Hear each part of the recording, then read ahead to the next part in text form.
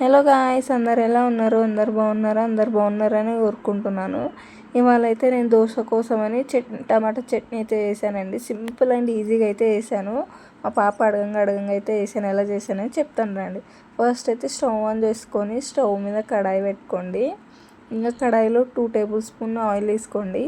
Table spoon oil వేసుకున్న తర్వాత oil వేడి అవ్వనివ్వండి. ఆయిల్ వేడి అయినాక టమాటా ముక్కలు వేసుకోండి. చిన్న చిన్న ముక్కలు కట్ చేసుకొని వేసుకోండి. ఇక అందులోనే పచ్చిమిర్చి 7-8 పచ్చిమిర్చి వేసుకున్న తర్వాత అందులోనే ఎల్లిపాయలు వేసుకోండి. ఒలుచుకొని ఎల్లిపాయ వేసుకోండి.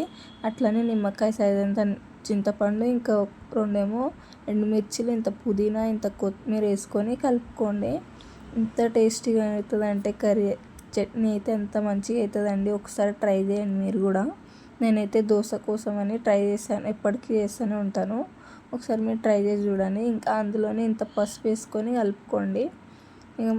ఇక పసుపు వేసుకున్న తర్వాత కలుపుకొని మూత పెట్టుకోండి. ఒక 5 minutes దాకా అది మగ్గనివ్వండి. మగ్గిందా లేదా అని మూత తీసి ఒకసారి చెక్ చేసుకోండి.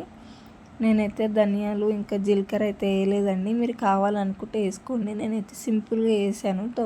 టమాటా చట్నీ అయితే మగ్గలేదని ఇంకొక 5 minutes దాకా ఉడకబెట్టాను.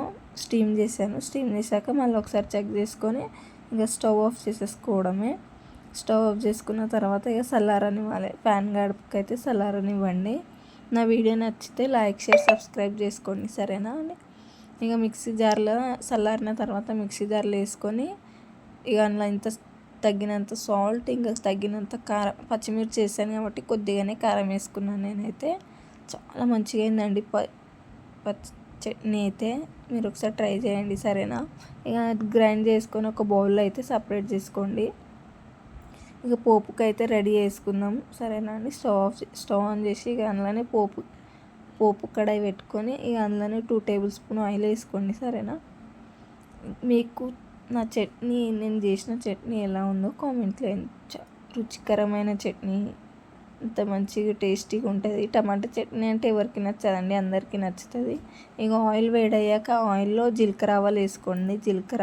ఇంకా జీలకర్ర ఆవాలు చిటపటలు అన్నాక అందులో ఇంత కరివేపాకు, ఇంత ఎండుమిర్చి, ఇంత పసుపు వేసుకొని పోపు వేసుకోవడమే, అంతేనండి. టమాటా చట్నీ అయితే రెడీ అయిపోయింది. మీకు నచ్చిందా లేదా కామెంట్లో చెప్పండి. వీడియో నచ్చినట్లయితే లైక్, షేర్, సబ్స్క్రైబ్. ఇలాంటి వీడియోలు కొత్తగా వస్తూనే ఉంటాయి, వ్లాగ్స్ వస్తాయి, సరేనా. బాయ్ మరి.